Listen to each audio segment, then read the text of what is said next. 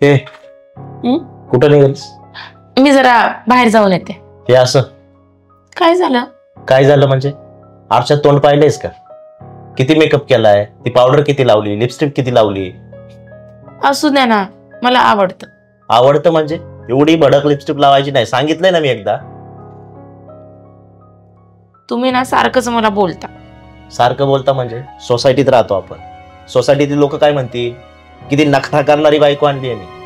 हा, सोसायटीतले लोक काय म्हणतील याचाच विचार कर, पण तुमच्या बायकोला काय आवडतं याचा कधीतरी विचार केलाय का? बस, तुझ्या आवडीनिवडींचं मला सांगू नको. मला जे आवडतं तेच करायचं. आतमध्ये जा, तोंड धुवा, ती लिपस्टिक पुस आणि मग जा कुठं जायचंय नाचायला. जा.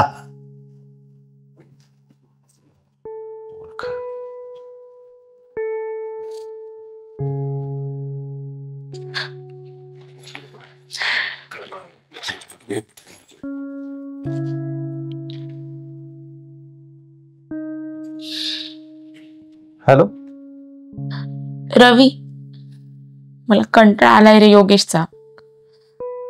अरे 6 महिने नाही झाले लग्नाला, यांचा सारखाच जाच असतो मला. असं करू नको, तसं करू नको. प्रत्येक छोट्या छोट्या गोष्टीला बोलत असतात मला, सारखे टोमणे. आणि मेकअप तर अजिबात आवडत नाही.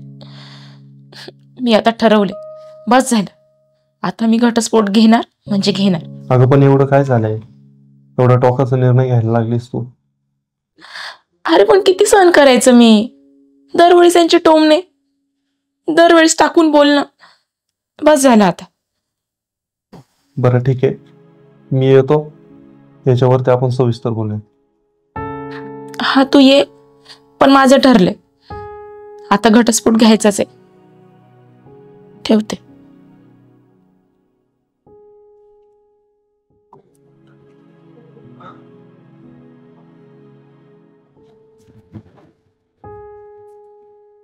काय झालं रवी? एवढ्या गडबडीने आलास आणि कळवलं सुद्धा नाही, काय नाही.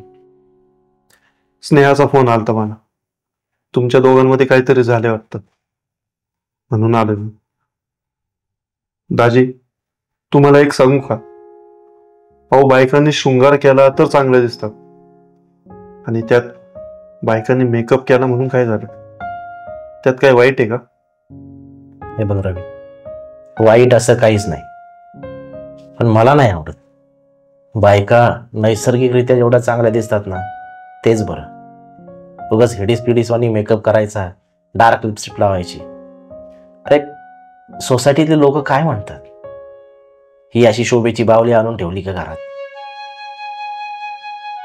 तुमचं म्हणणं मला पटतंय हो दाजी, पण आता तुम्ही मला सांगा, स्नेहाला मेकअप करायला आवडतो, मग त्यात गैर काय? तिला फॅशनेबल राहायला पण आवडतं. माझं एक म्हणणं आहे, तुमच्या दोघांना ज्या गोष्टी आवडतात ना, त्यात तुमच्या दोघांचा आनंद शोधा ना.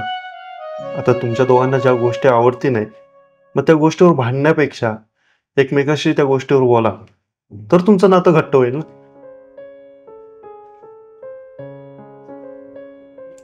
माझी स्नेहा घरात नाही का? आहे ना. स्नेहा. हो.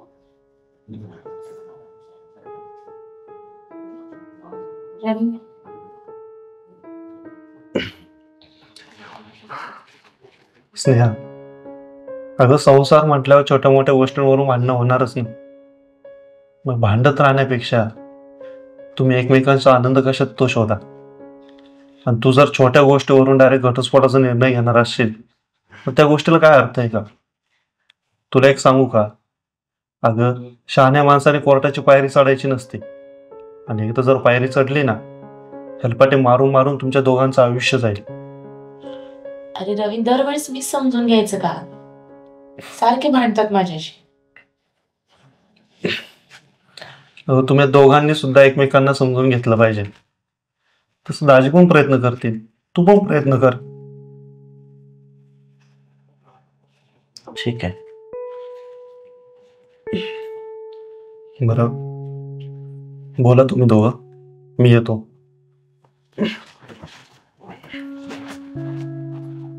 स्नेहा, एवढ्याशा छोट्या गोष्टीवरून तू घटस्फोटापर्यंत पोहोचली.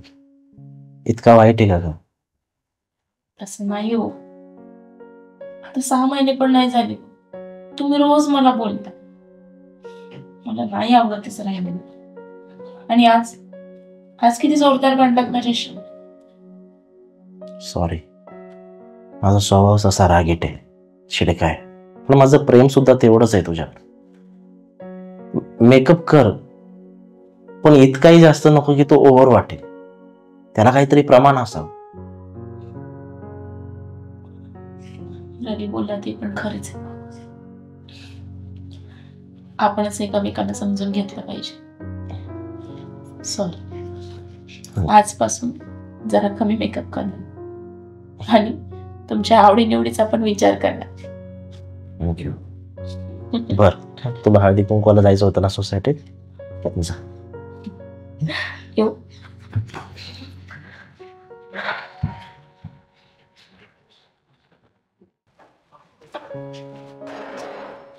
श्रेया, आओ काय आहे? आज परत दारू पिऊन आलात? आज परत दारू पिऊन आलो. तुला काय प्रॉब्लेम आहे? माझ्या पैशाची पिलो, माझ्या पैशाची पिलो. बस झालं तुमचं आता. रोज रोज दारू पिऊन यायची हा, आणि असा हंगामा करायचा. ये मला नको सगळं हंगामा. झटका देत आहे मला. मी बायको आहे तुमची का रस्त्यावरची? ये, बाई आहे मी. रस्त्यावरची का कुठली मला माहिती. मला कशाला बोलतेस काय? आता ना काहीच ऐकून घेणार नाही. बस झाली रोजची नाटकं तुमची. ये तुझ्या डोके खाऊन. योगेश, अरे तुला पटतंय का तू काय करतोयस ते? तुझ्या आईला जाऊया, आमच्या मध्ये पडायचं नाही. अरे तू काय वेडा झालाय का रे? अरे तुझ्या असं वागण्याने ना ती स्नेहा वहिनी पण आखी खचून गेली. हे प्रेम आहे का तुमच्या दोघांतलं? बस इथं बस. आणि परत जर असं वागला ना तू येईन मी. ए मी पण आहे.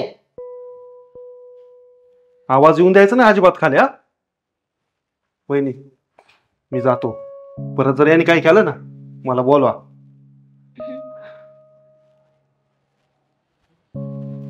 यायला तू कोण आहे?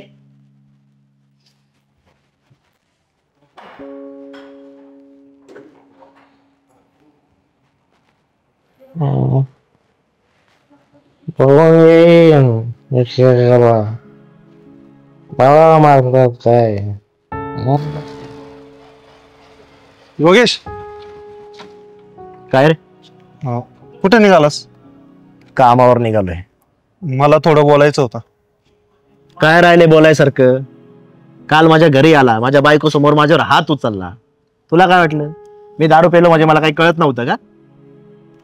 मला काय हौस आली का तुला मारायची? अरे तू रोज दारू पिऊन येतो, रोज सोसायटीत राडा करतो.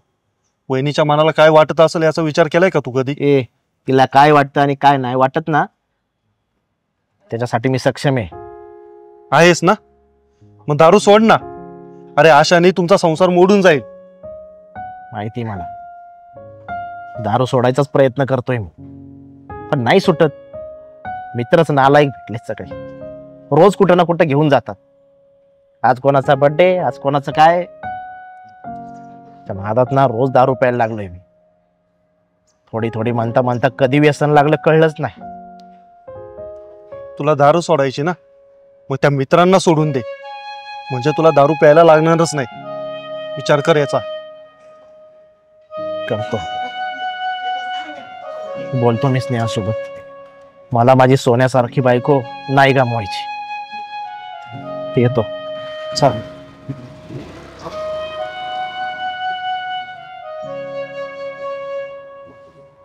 स्नेहा, तुम्हाला काही बोलायचं आहे का? हो. आता माझीच मला लाज वाटायला लागली. रोज दारू पितोय मी. काल तर रवी आला, त्याने तुझ्या समोर माझ्या कानाखाली मारली आणि माझा अपमान केला. बायको समोर एखाद्यानं येऊन मारणं म्हणजे खूप लाजिरवाणी गोष्ट आहे. भेटला होता मला म्हणाला, स्नेहा खचत चालली आहे तुझ्या अशा वागण्यामुळे, आणि म्हणूनच आता मी निर्णय घेतलाय स्नेहा,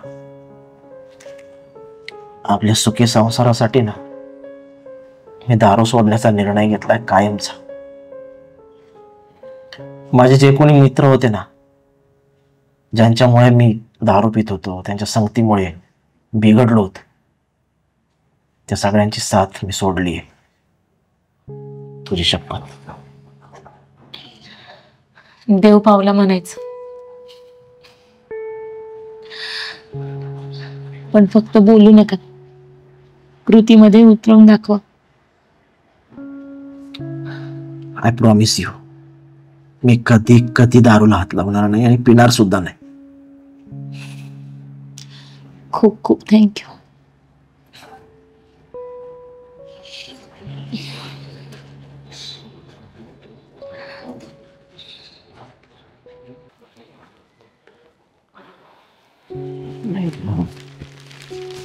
आलात?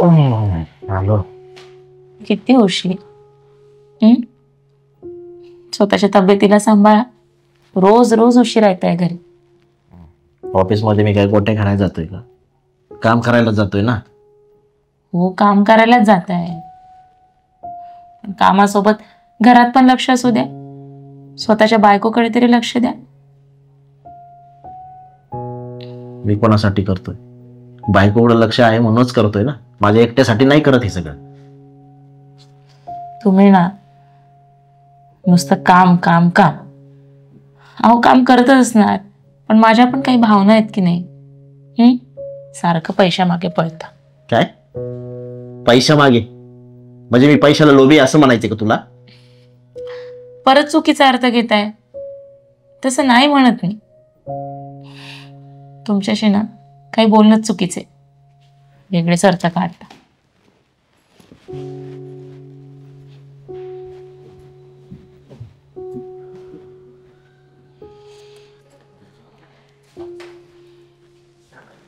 काय मदत करू का? नको. काय भाजी केली आज? शेवग्याचं कालवण आहे. शेवगा. बरं, मी काय म्हणत होतो, मगाशी जास्त चिडलो तुझ्यावर, सॉरी. माझ्याकडनं पण सॉरी, पण मला चुकीचं घेऊ नका. अहो, माझं म्हणणं फक्त एवढंच आहे, जसं तुम्ही ऑफिसला वेळ देताय ना तुमच्या कामाला, तसंच थोडा वेळ मला तरी द्या. वेळ देण्यासाठी तर आलोय ना मग किचन मध्ये. इथे किचन मध्ये वेळ द्यायचा असतो का? जा हॉलमध्ये जाऊन बसा. आणि हो, मी मगाशी तुम्हाला बोलले त्याचा चुकीचा अर्थ घेऊ नका. असं नव्हतं म्हणायचं की तुम्ही पैशाचे लोभी आहात. म्हणणं फक्त एवढंच होतं, काम करून करून पैसे कमावतो आपण, पण संसाराचं काय? आपलं आयुष्य जगायचं राहून जाते. खरंय. बरं, जेवण करूया. काय घेऊ लागू? आणते मी. बस.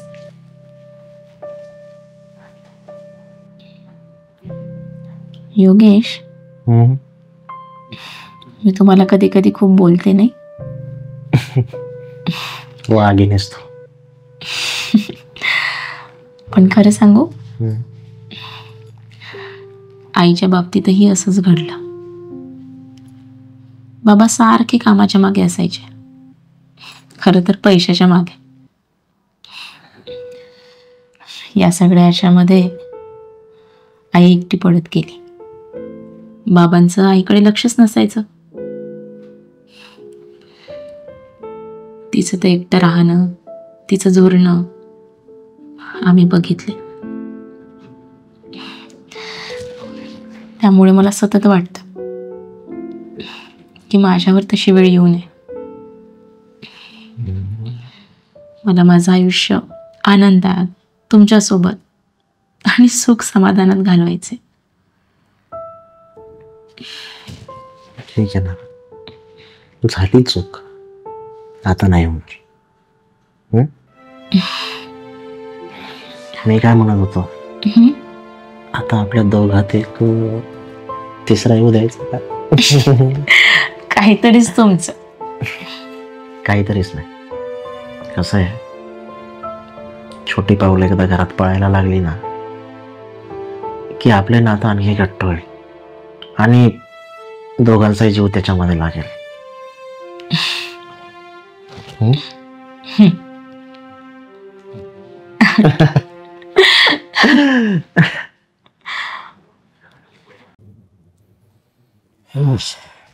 वैताग आला बाबा आज पार. पोरं कुठे आहेत? खाली गार्डन मध्ये खेळतात आहे. काय केलं जेवायला? आज शेवग्याची भाजी आणि भाकरी. शेवग्याची भाजी. 1000 वेळा सांगितलं मला ती शेवग्याची भाजी आवडत नाही, तरी तेच तेच बनवायचं. अहो चांगलं असतं शरीराला, खाल्लं पाहिजे. सारखे वैतागत असता. वैतागू नको तर काय करू? किती वेळा सांगितले तुला मग मी? अरे बाबा, आजचा दिवस का? ठीक आहे. बर. मी काय म्हणते, आता आपली पोरं मोठी झाली, माझी जबाबदारी जरा हलकी झाली. मला असं वाटतं की आता नोकरीला कुठेतरी जावं. काय बोलतीस? कुठेतरी काम बघावं. का? वेळ मिळतो मला घरकाम करून. माझ्या पैशावर भागत नाही की घर चालत नाही?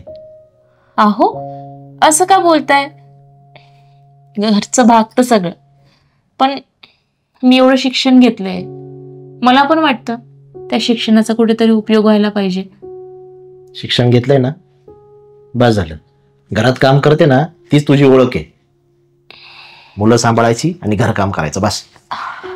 अहो मी घर सांभाळेलच, मी नाही म्हणते का त्या गोष्टीला. मी घर सांभाळून काम करेल. आणि गोष्ट फक्त पैशाची नाहीये, मला स्वतःच्या पायावर उभं राहायचंय, स्वतःची ओळख निर्माण करायची आहे. सांगितलं ना तुला, काय ओळख आहे तुझी? लोकांना काय सांगू मी सोसायटीतल्या? उद्या लोक काय बोलतील?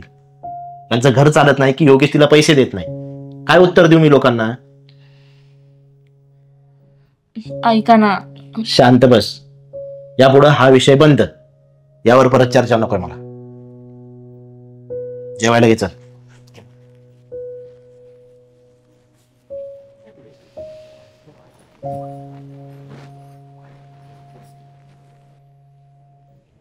योगेश, स्नेहाने मला सगळं सांगितलंय. सांगितलंय, मग माझं काय चुकलंय? मी तिला तेच सांगतोय, नोकरी करणं तुझं काम नाही, ते माझं काम आहे. आणि घरातला संसार बघणं हे तिचं काम आहे. अरे संसार एकट्याने थोडी होतो. जसं तिचं काम आहे संसार सांभाळणं, तसं तुझं पण काम आहे ना. आता मला सांग, तू जर साथ दिली नाही तर तुमचा संसार कसा होईल? आणि तिची पण काहीतरी स्वप्न असतीलच ना. तिची काय स्वप्न आहे, मी करतोय ते पुरेसं नाहीये का? समाजातल्या लोकांना काय उत्तर देऊ मी? समाजाचं काय घेऊन बसलाय? समाज हा नावं ठेवायलाच असतो, पण तुझ्या बायकोला कशात आनंद मिळतो ते महत्वाचं नाही का समाजापेक्षा? महत्वाचं आहे.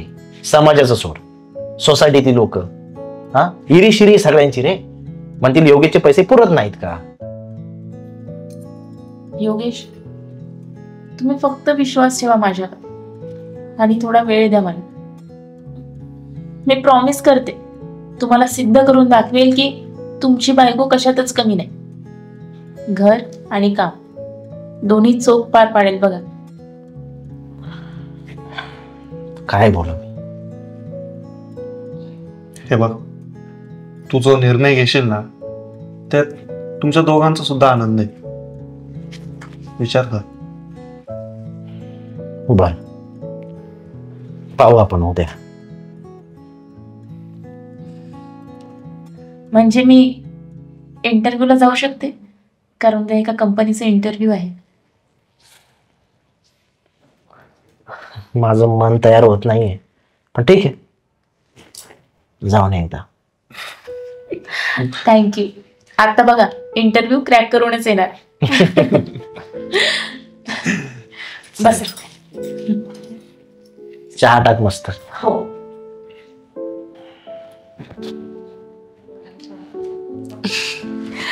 अरे आलीस तू? हो, कसा गेला इंटरव्ह्यू? एकदम मस्त. मी काल बोलले होते ना इंटरव्ह्यू क्रॅक करणार म्हणून. बायको कोणाची शेवटी. थोडं माझं चुकलंच बरं का. मी तुला आधी नाही नाही म्हणत होतो, पण तू करून दाखवलंस. कधीपासून जॉईनिंग? अहो लगेच उद्यापासून. बाप रे, म्हणजे आता उद्यापासून मी तुला स्वयंपाक करू लागायचा? हो, विषयच नाही. दोघांचे डबे सकाळीच न्यायचेच म्हटल्यावर करणार ना मदत? प्रश्नच नाही. आता तू माझी जबाबदारी अर्धी स्वीकारली, मला तुझी अर्धी जबाबदारी स्वीकारायला नको का? नक्कीच. आणि काळजी करू नका, लोक काय म्हणणार नाही. आपण आपलं घर आणि काम व्यवस्थित सांभाळू. खरंय, लोक बोलायला असतात ते खरंच आहे.